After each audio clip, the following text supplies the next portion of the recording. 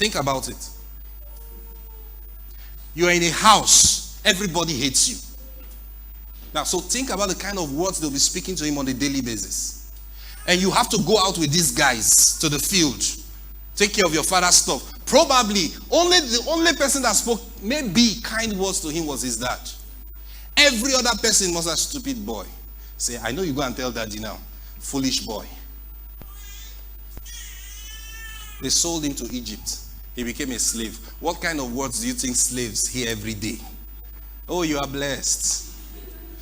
You are the best slave. Do you think that's what they hear every day? They hear curses. Stupid you. Think about it. Because the one who bought you already feels more superior than you. You know, that's why he has money enough to buy you. So think about the kind of words he'll be using on you. Then from there he went to the prison. Now he's a ex-convict. Just try to imagine. Yet all those things never affected his life. Rather, I know the interpretation he gave it. When he met his brothers and he said, you're going to kill us. He said, no. You meant it for evil, but God meant it for good. That was his confession. That was the understanding he was giving. You see, when those sounds were coming from his brothers, what he was hearing was different. So what he was hearing was what his life was responding to. So even in Potiphar's house, what he was hearing was what he was responding to. Foolishly. Where did he bring this one from? When they were delivered from the fire, what happened next? That was the end of that image. A new decree came. From henceforth, everybody must bow to the God of these men. Now tell me who was behind that image. Talk to me. Who was behind the making of that image? Huh? Talk to me. Who was behind the making of that image? Who put it in the king's heart to make an image? Talk to me. Who put it in the king's hand to say anybody that doesn't bow will burn? Why? Because he wants to glorify himself.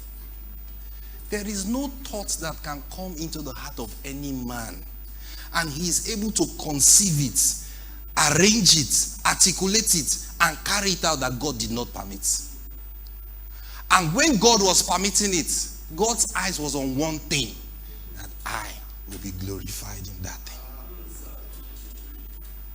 So when people shout things that will make you scared, don't be scared. This thing is coming for a reason. This thing is coming for a reason. So if they announce that they want to Islamize Nigeria, I'm one of those that will be doing like this. Bring it on. What would they say? Don't preach. Aha.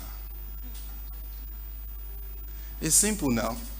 The only thing that will stop me from preaching, if the one who sent me say, don't preach again, I'm not asking, are you afraid?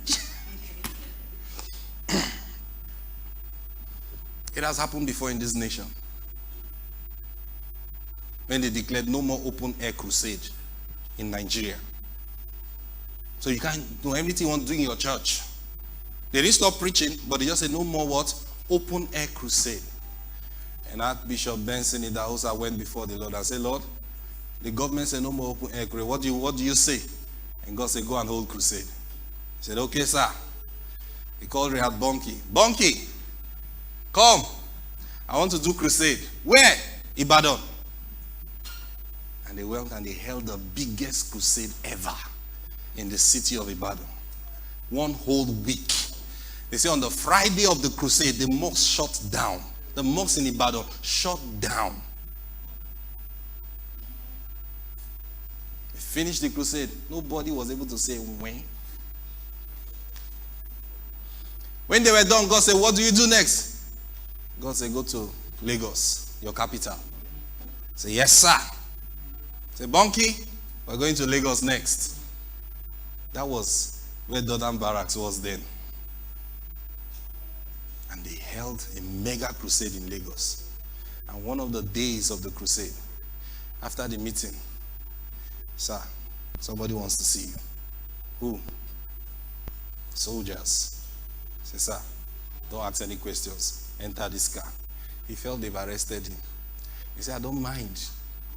And they drove him to someone's house.